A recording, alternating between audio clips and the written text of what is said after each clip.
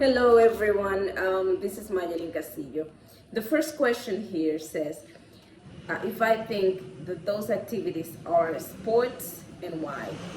I do consider them sports. The reason is because some of those sports are based on traditional practices for those countries.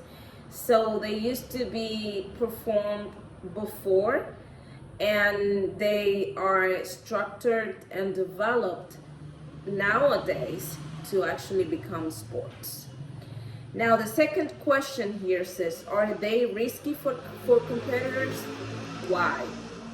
I do consider some of them very risky, or all of them, but some of them are more aggressive, in my opinion.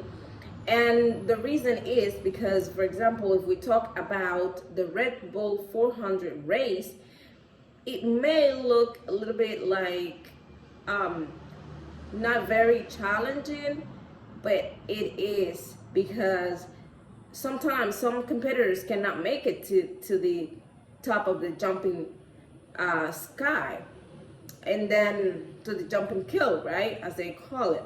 So they have to rely and just let someone else to continue, because it may be very demanding for human body. Another one that it could be very challenging here, it is the Swiss tradition, the Hornet.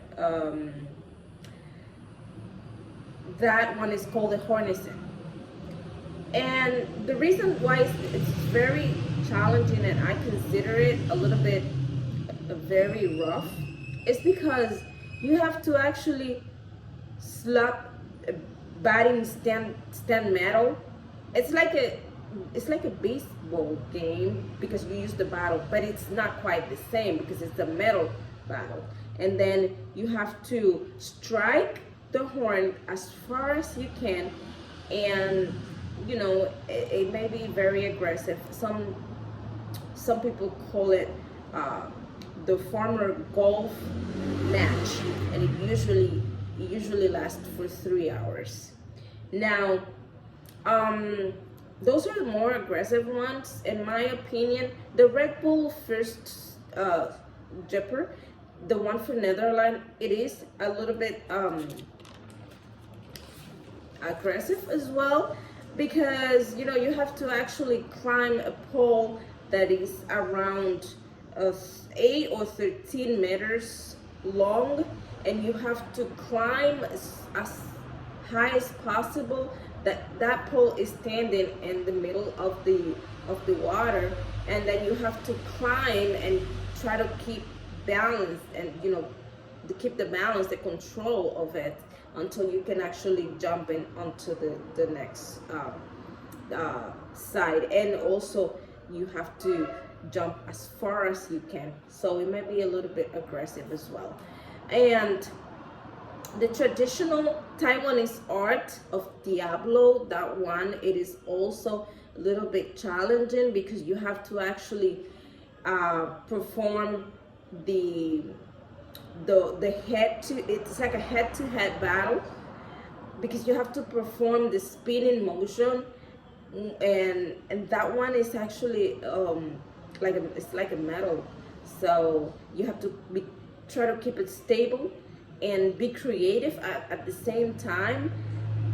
Be very original, that make sure you impress your public. So yeah, they are very weird sports. Now, the third question says,